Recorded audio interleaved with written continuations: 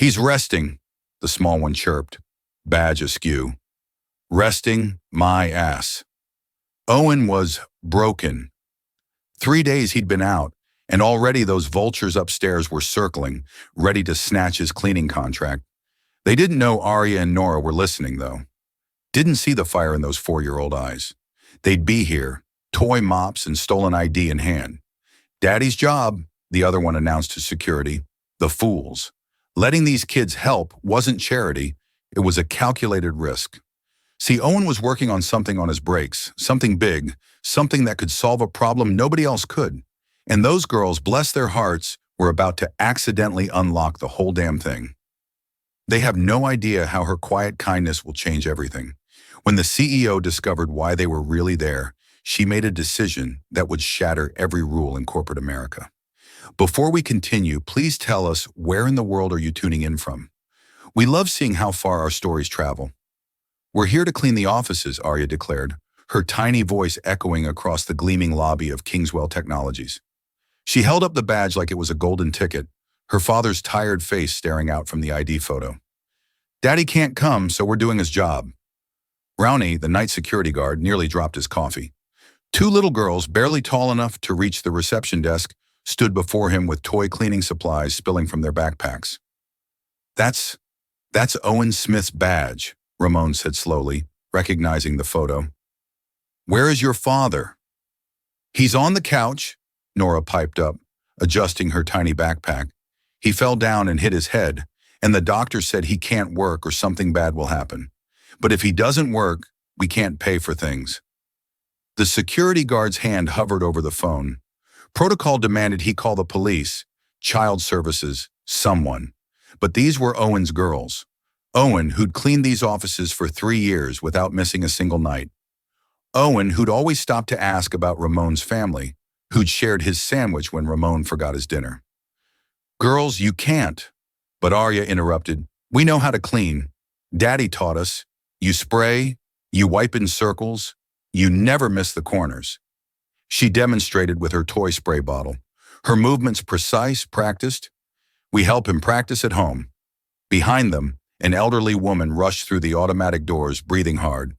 Arya, Nora, thank goodness I found you, Mrs. Celine. Nora turned, not looking the least bit guilty. We told you we were going to help Daddy.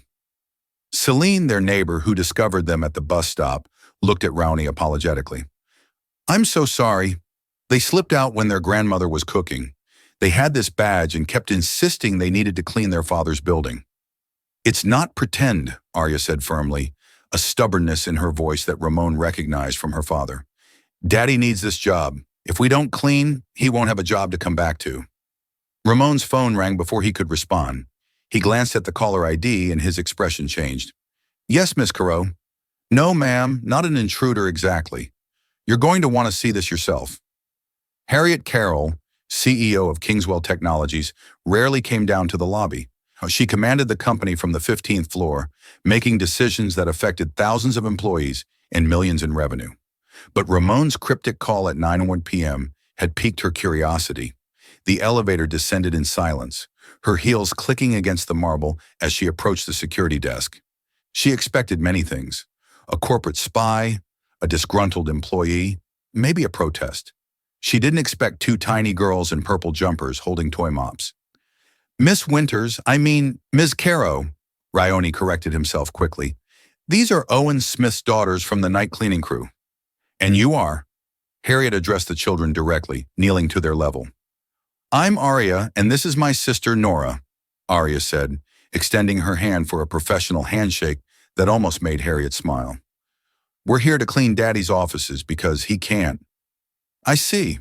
And where exactly is your daddy? Home. He fell down at work 3 days ago. His head was bleeding, nor his lower lip trembled slightly. The doctor said his body is too tired and he needs medicine and rest. But Daddy cried because if he rests, he loses his job. Harriet stood slowly processing this information. Ramon, bring them up to 15, my office. Ma'am, I don't think now, Ramon. The elevator ride felt eternal.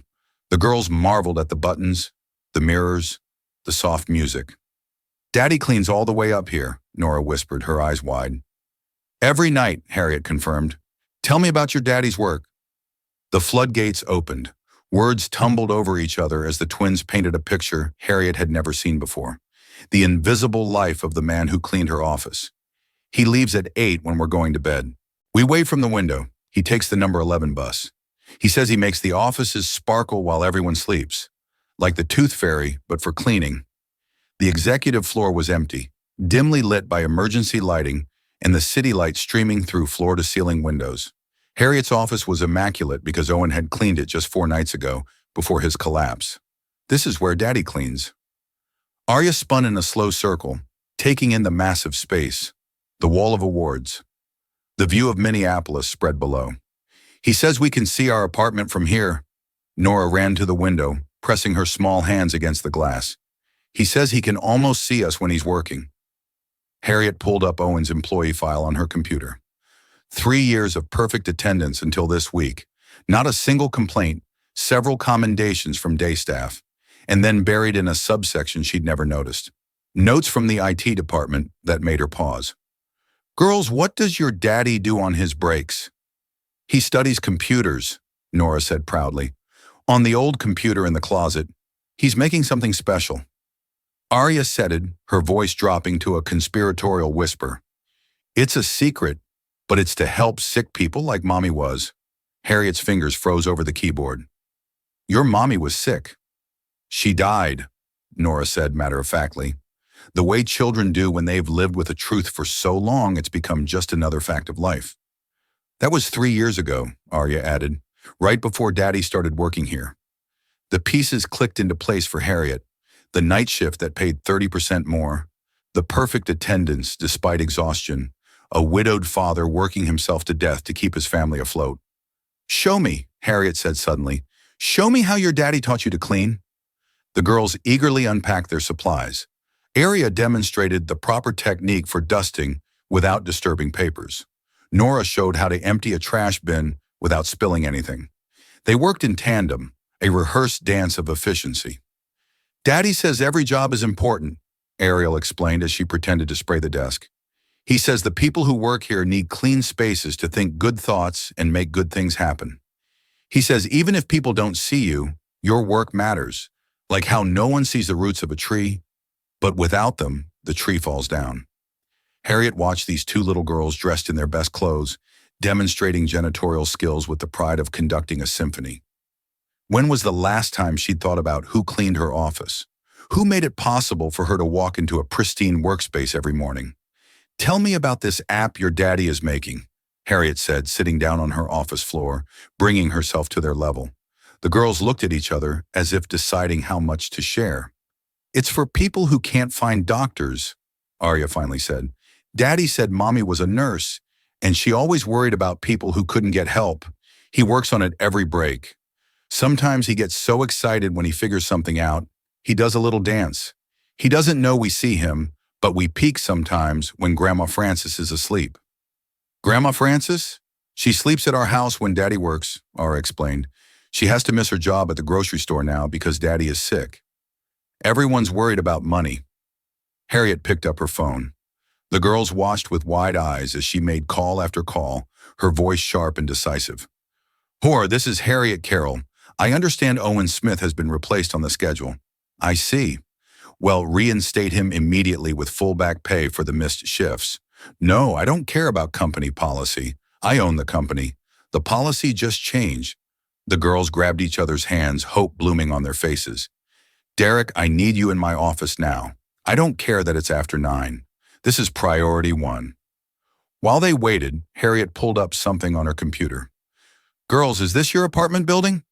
They scrambled to look at the satellite image on the screen. That's it. That's our window, the one we wave from. Harriet measured the distance with the mapping tool. Owen Smith traveled 8 miles each way every night by bus, 16 miles round trip, 5 nights a week, 40 weeks so far this year. $3,200, she murmured. He's traveled 3,200 kilometers this year just getting in from work. Derek arrived disheveled and clearly annoyed at being called in. His expression shifted to confusion, seeing 2 children in Harriet's office. I want Owen Smith transferred from the night cleaning crew to our junior development team effective immediately. Same pay rate to start. He needs that night differential equivalent, full benefits, and I want him enrolled in our education assistance program for a computer science degree. Miss Carroll, he doesn't have the qualifications. He's been teaching himself programming while cleaning our toilets. Harry cut him off. He's been building a healthcare accessibility app during 15-minute breaks. He's been doing all this while single-handedly raising 2 children and working himself into a medical crisis. Those are all the qualifications I need.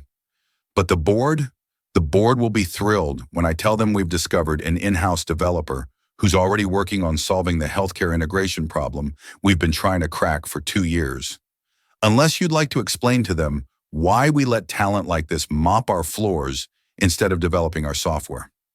The girls had found a whiteboard marker and were drawing on Harriet's board. Stick figures of their family, a wonky building, stars in a dark sky. That's Daddy at work, Nora explained, pointing to a figure holding what might be a mop. And that's us sleeping, and that's Mommy in heaven watching. Harriet studied the drawing, something shifting in her chest. When had she last thought about the families behind her employees? Not their productivity metrics or performance reviews, but the actual human lives that continued after they clocked out. We're going to go see your daddy right now, but we haven't cleaned you offices yet. We came to work. You've already done the most important work, Harriet said, surprising herself with the roughness in her voice. You've reminded me what this company is supposed to be about. The ride to Owen's apartment was quiet, the girls falling asleep against each other in the back seat of Harriet's Tesla, exhausted from their adventure. Celine followed in her old Honda, having insisted on coming along. Harriet used the time to pull up more information on her phone.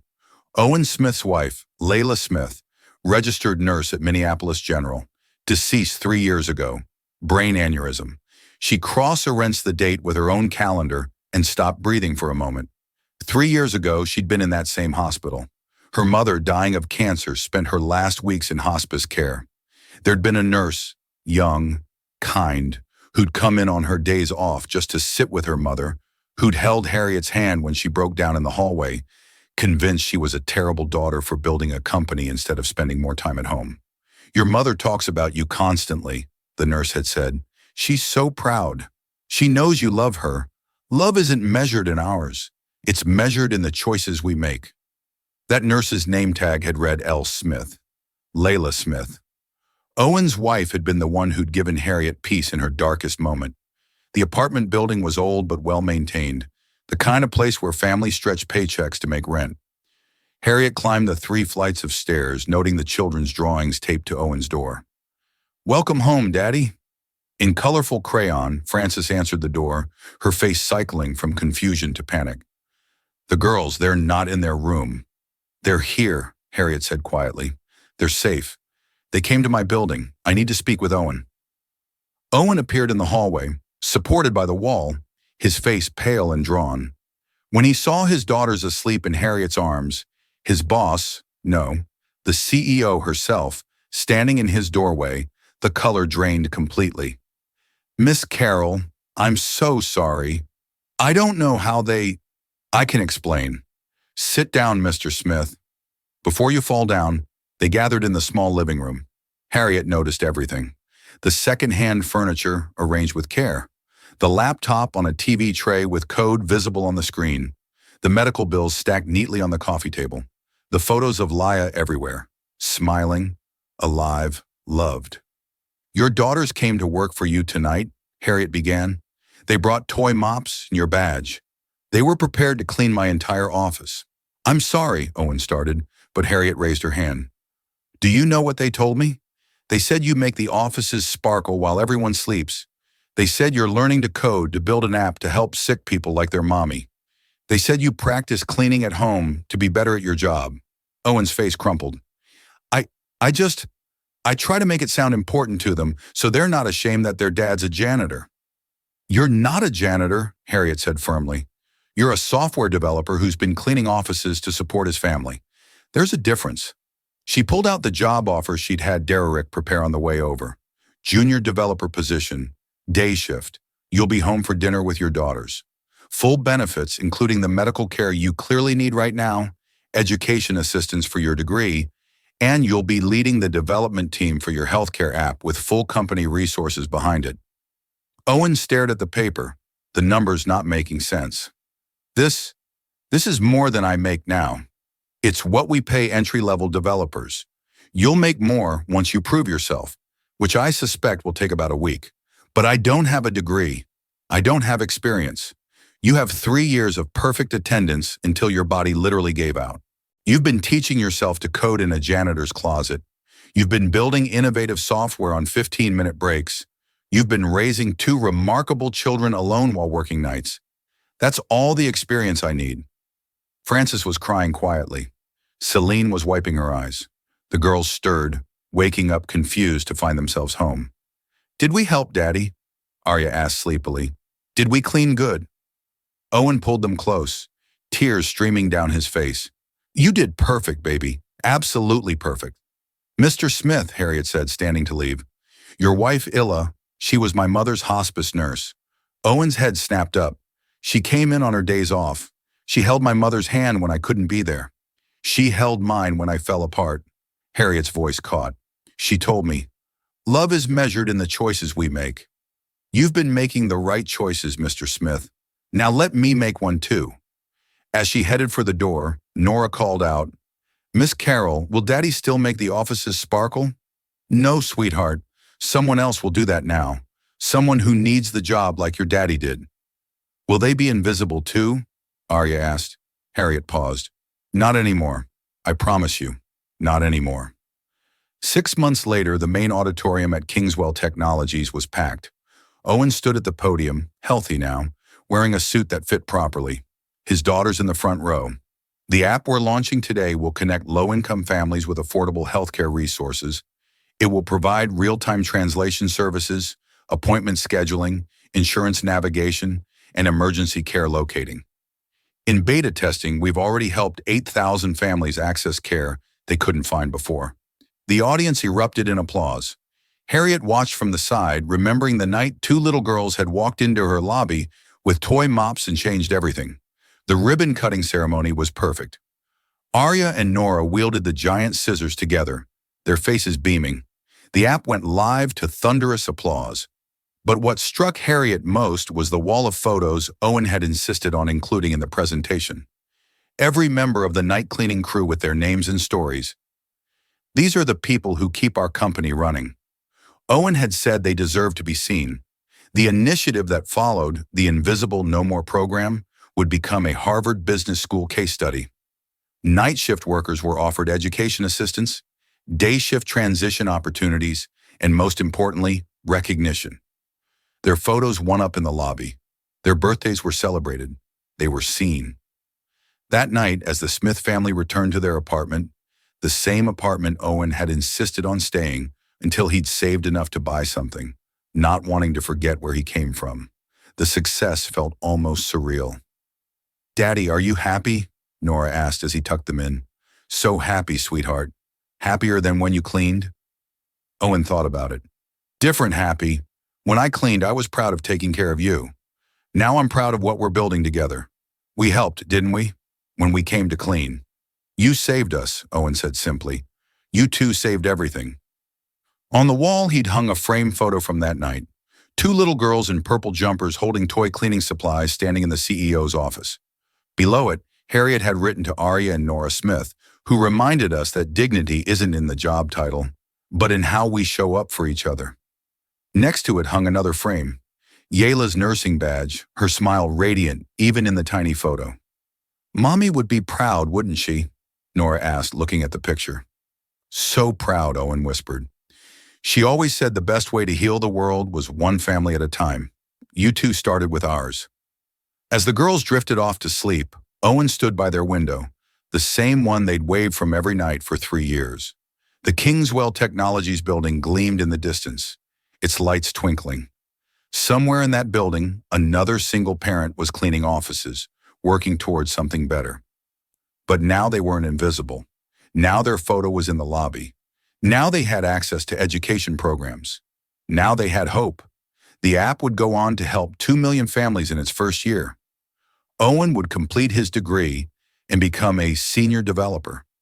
The girls would grow up knowing their brave walk into that building had changed not just their lives, but thousands of others. But those were tomorrow's victories. Tonight, Owen sat between his daughters' beds, watching them sleep, their toy mops still proudly displayed on their dresser. "We did it, Laya. We all did it together." Outside, the city hummed with life.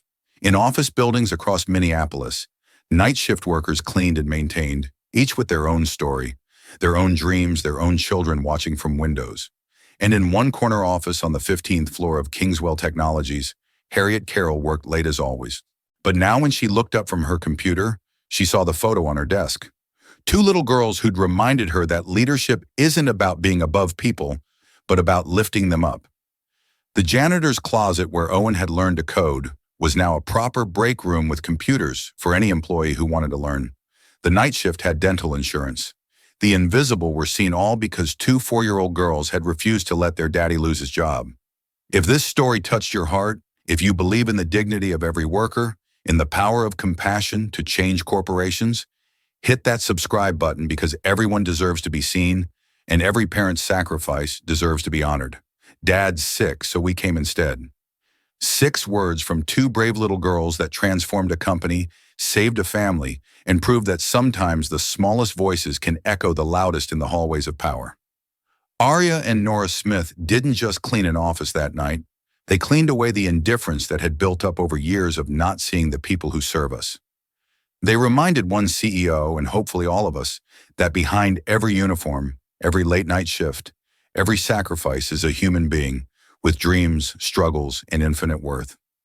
Share this story with someone who needs to remember that dignity comes not from what we do, but from how we show up for each other.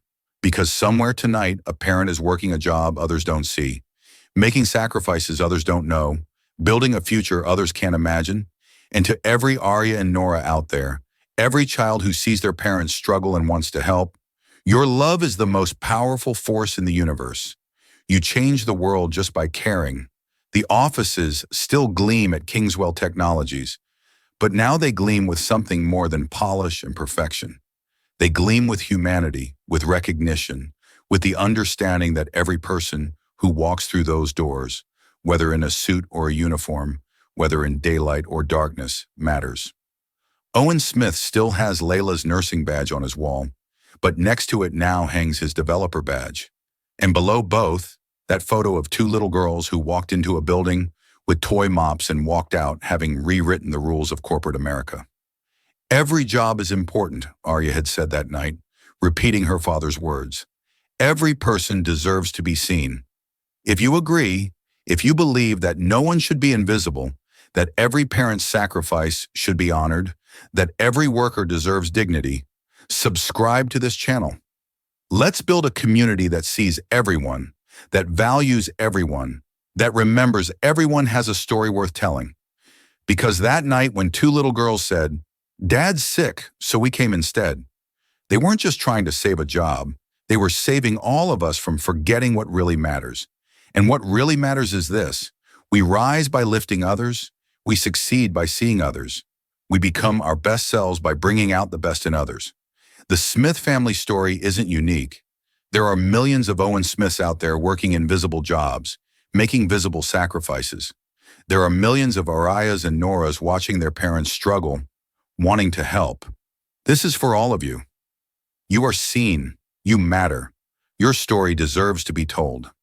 And sometimes, just sometimes, when innocence meets injustice, when love meets leadership, when 2 little girls walk into a CEO's office with toy mops and fierce determination, miracles happen. Not the kind of miracles that fall from the sky, but the kind that rise from human choices. The choice to see, the choice to care, the choice to act. Harriet Carroll made that choice. Owen Smith had been making that choice every night for 3 years. Arya and Nora made that choice when they slipped out of their apartment with their toy mops. What choice will you make today?